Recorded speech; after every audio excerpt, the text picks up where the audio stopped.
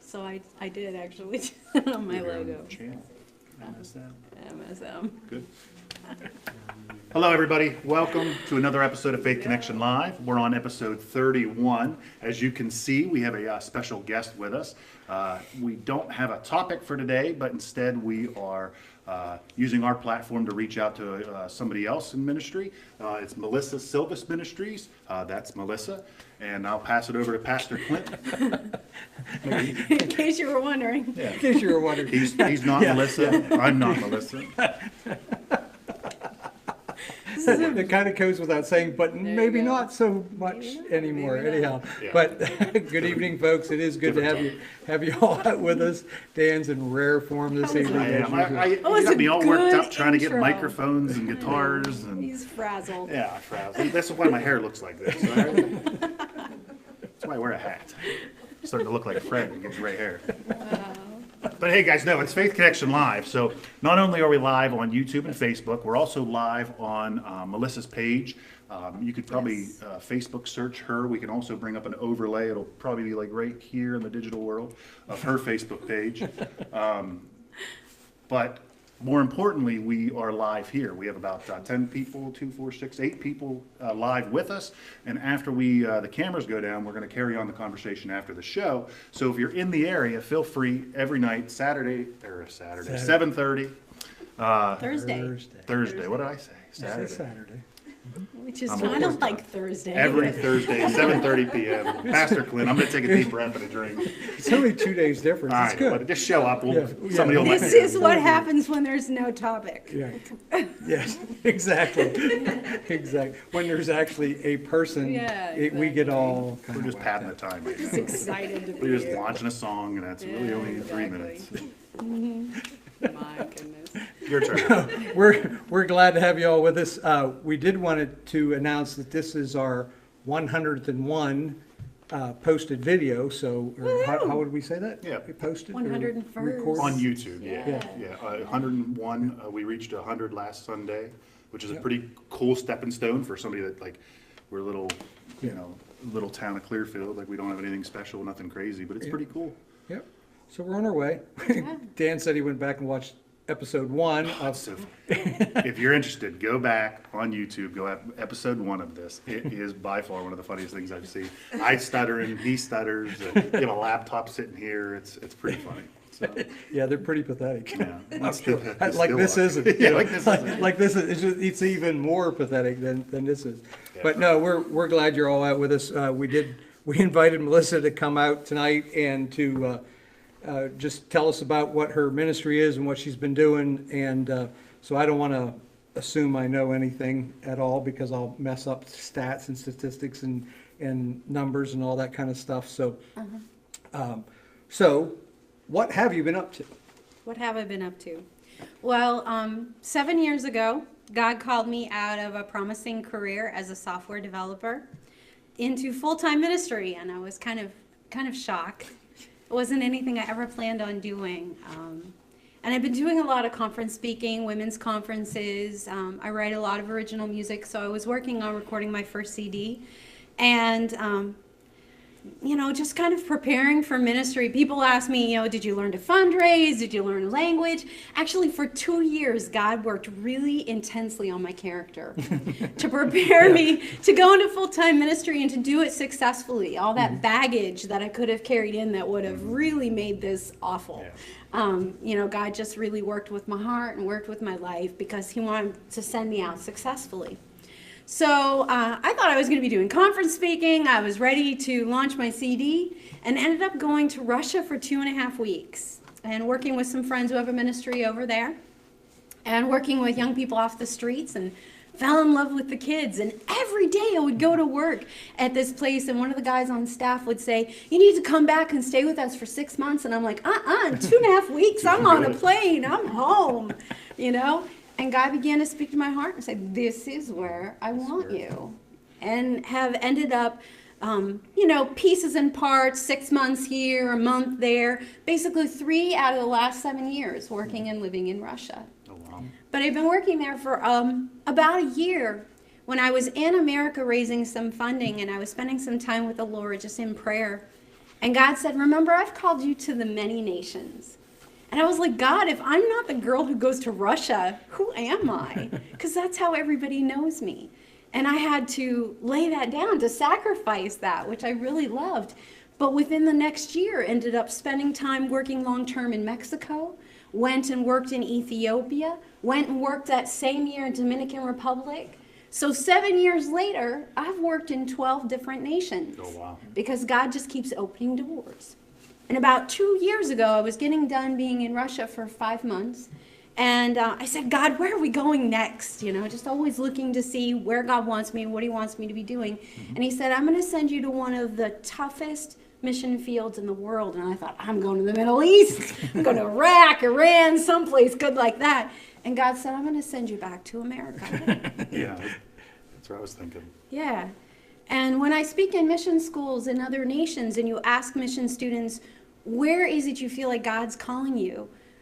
Overwhelmingly, I found that these young people are having a heart for us. Mm-hmm. And think about it. We're the ones who sent people out to all of them. We're the reason why many of their nations really have a firm faith in God. And now they're turning around and sending them back to us. So I spent a lot more time in the last 2 years here in America traveling as an evangelist, preaching and singing, doing worship at a lot of events, and just wanting to be available to where God wants me when he wants me there. So I still do work in other nations. I just got back from working in Haiti last fall.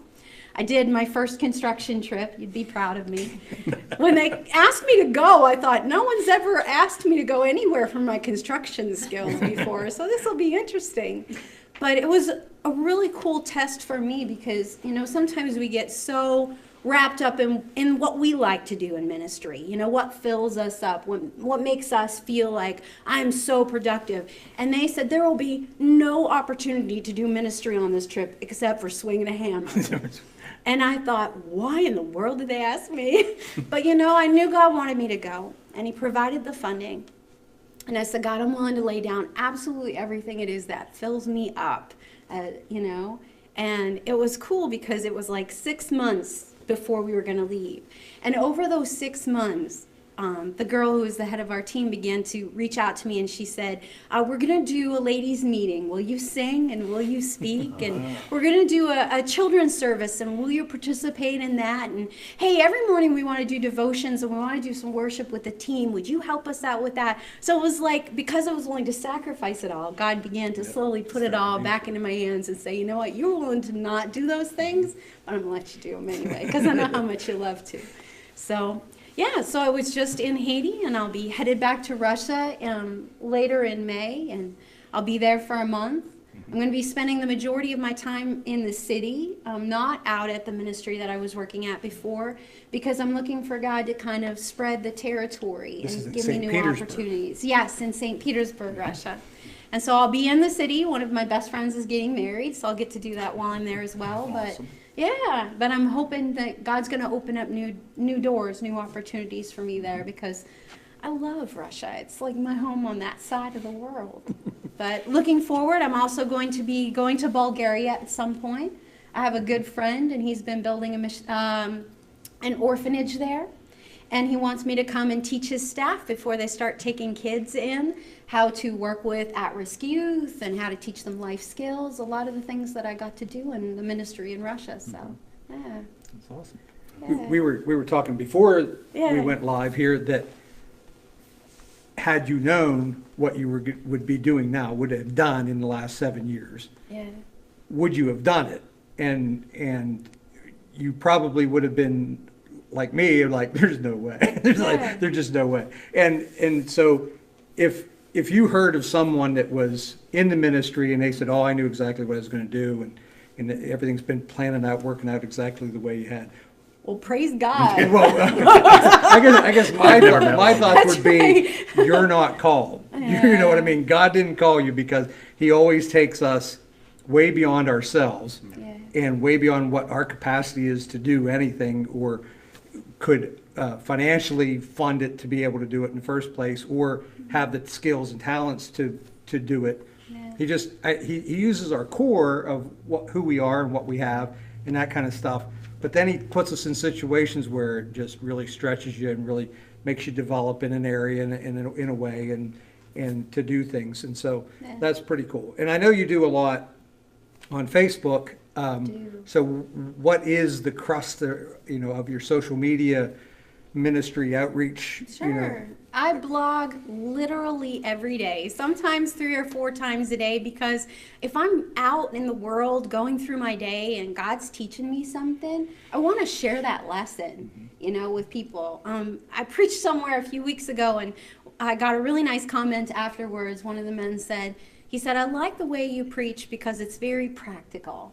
And some people might think, oh, practical what? It's not how to open a lid or something, it's not step How to ABCD. change a light bulb. Right, 101. exactly. But actually, to me, that's a worthy goal, because that means that what I'm teaching is accessible.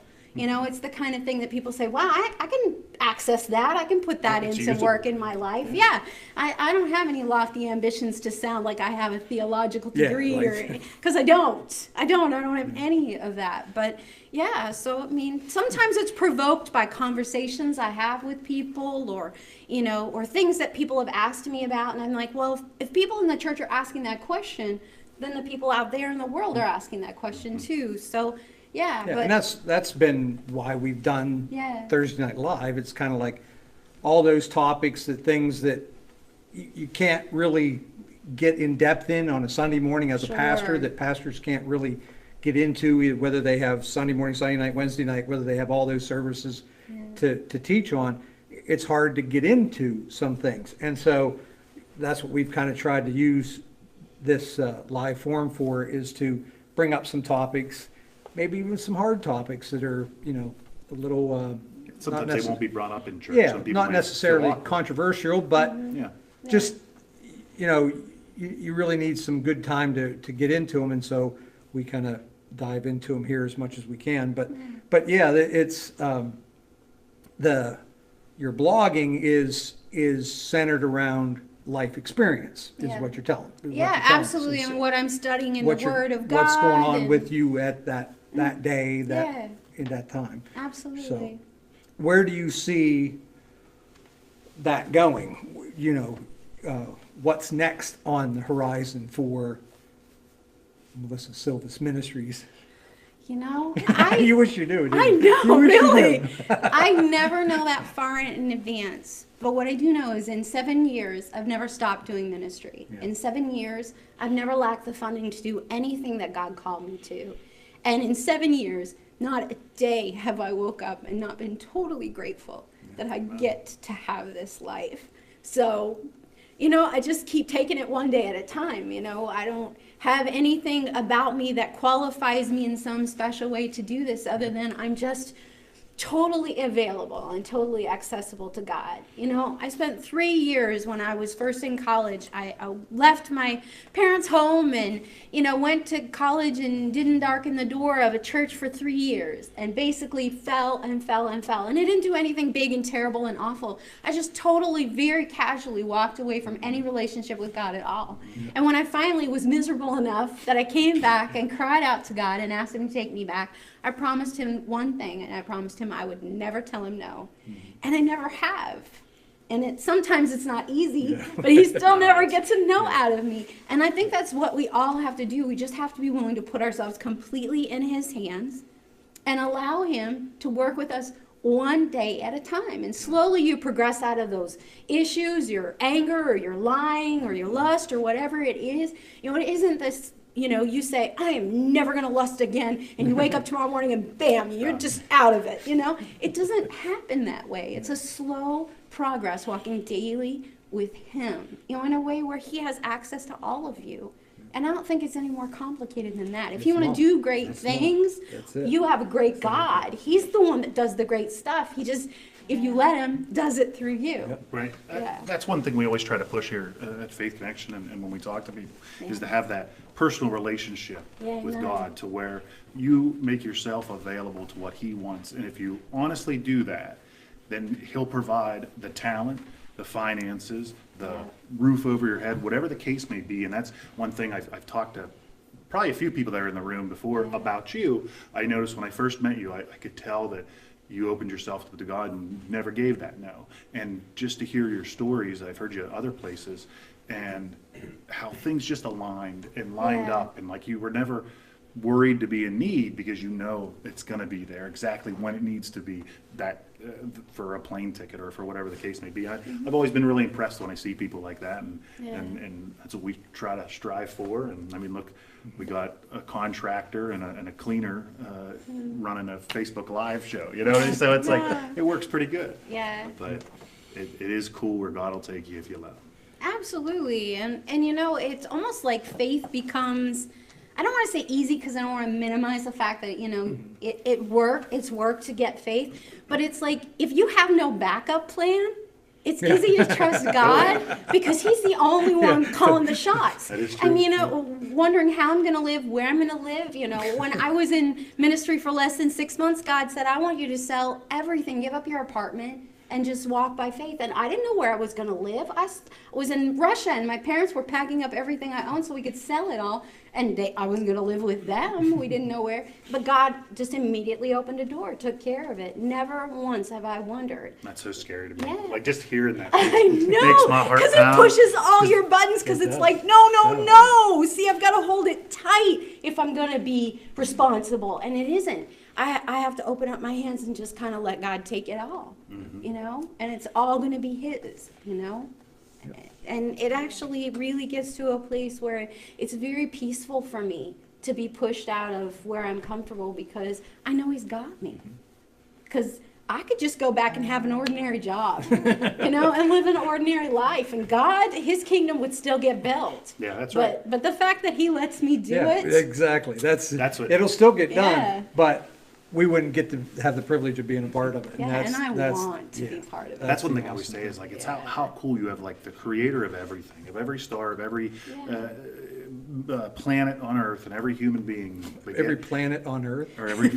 So, You're being profound again. I was trying to be That's right. Confucius or something. Yeah. But you have a creator that can do anything and everything, and he wants to have a relationship with you. Well, that's he wants to people work say, in your well, life. God can do anything. He can do whatever he wants, and it's yes. And he chose to do it this way. He gave us Right. his word, and he said, "This is how I chose to do it. I chose to do it through my people. That's I right. chose to do it through my man." What does he need us through? for? And that's what I hear because a he lot. chose. Because he wants Yeah, to. He because he wants chose to to be do with that. you. He wants to. It's the perfect father to have that relationship with you so that he can see his children go and do what he calls them to do. And it's so, when you start realizing that, it's powerful. It's really powerful. Well, and there's nothing to be afraid of because, you know, God wants you to be successful. These people who have this idea of God sticking out his foot to see if he can trip you to say, oh, well, what's going to be your response to that one? You know, he's not. You know, everything good and perfect comes from God. Every thought he has towards you is good. So he's setting you up for success, not for failure, because when you are successful, he gets the glory. Right. So, you know, it's like that big thing out there, I don't have to do it. All I have to do is put myself in God's hands and walk it out by his side, you know, in small pieces, getting there in his timing. Yep. I don't have to make it happen. All I have to do is be his, you know? Yeah. I see you got a hunk of wood there. I do! Isn't it amazing? Where'd you bring that for? I brought it because you told me to. Oh, okay. Clint's going to sing. Yeah. Oh, yeah. Well, that would end Thursday Night Live. You're going to blow up They would Facebook. just blow it up. Practice Music stream. has always You been... want responses and comments? Oh, Yeah, we Lord, yeah. we get a lot of It's thumbs right. already. It just went from 250 people to 5. Yeah. Got deplatformed, kicked off. But music has always been really important to me. I started singing in church when I was really small. And, you know, just have always loved music. But when I was young, it was all about me. You know, I was kind of shy. I know you can't see that at all. But, not you know, anymore. I was just kind of quiet and kind of shy and, you know, just didn't have a lot of self-confidence. And music was the only reason why anyone paid attention to me. And so I kind of made that my value. And so I kind of got lost for a while in the fact that it was like a tool for me to use to fill me up. And I think a lot of times we can do that with our talents, with our gifts, with our, you know, our great get your mind identity or from whatever. it, yeah. Right, exactly. And I had to go through a place where those 3 years when I was walking away from God where, you know, the gift in music felt like it was going to die in me. Because I couldn't have gotten a gig on a street corner with a cup of pencils. I mean, there's just, nobody was asking me to sing, not anywhere for anything. But what I learned in those 3 years is it was God's gift to be used God's way. Right. And when I was young, I wanted to write music, and I was terrible at it. I've got the proof at home. I mean, it was sad, sad, sad. And about 12 years ago, I said to God, it was a little bit before Christmas, and I said, God, I have always wanted to write music. If you will give me one song, I will make everybody utterly sick of it for the rest of my life, because I will insist on singing it everywhere I go all the time. And, you know, that was the night that God began to give me music. 20 minutes later, I had the whole thing, words, music, it all comes at once. I tell people I don't write music, I take really good dictation. Yeah, and so most of the music that I've written it just comes out of my worship time with God. So, yeah, about 400 songs later. Yeah. Well, would you do one of your original ones for us? I would love to. I would love to do one of the songs that just came out of my worship time. We're going to step out and let you have it. You know, it's simple, but it's just really speaks my heart. You know, I've always found that when you don't have the words yourself, don't you always find a song that you're like, those are my words. That's the one. Yeah. So a lot of my songs, that's how it feels for me.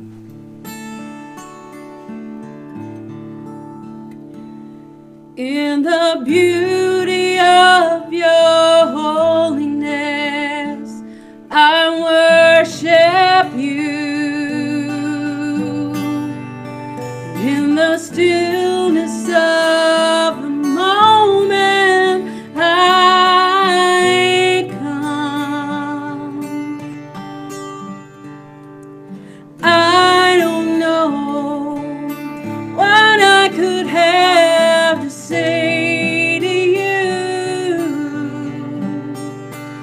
so I just stop and I gaze upon the one I love, the one I worship. You're the one I know I could never live without. You're the one I love, the one I worship. You're the one I know I could never live without. There are no words, there are no words, there are no words to describe you.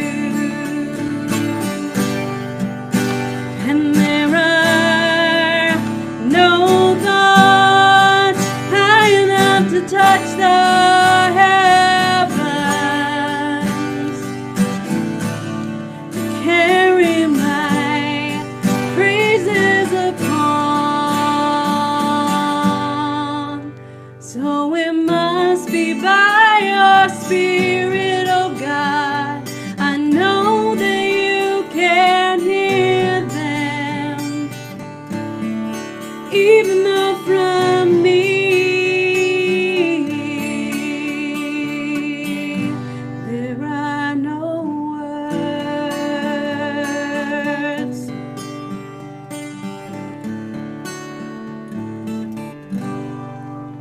So it must be by your Spirit, oh God. I know that you can hear them, even though from me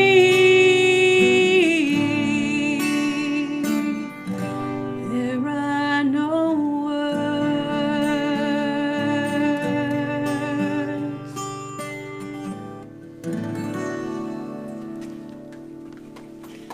Praise the Lord. That was awesome. Oh, thank you very much. Thank you. I don't think I'd ever, if I could do that, I don't think I would ever leave my bedroom. I love listening to music, but there's no, I never could form it. Yeah. I never really tried though either. Well, and there's those that do perform it. Yeah. In other words, it's a performance.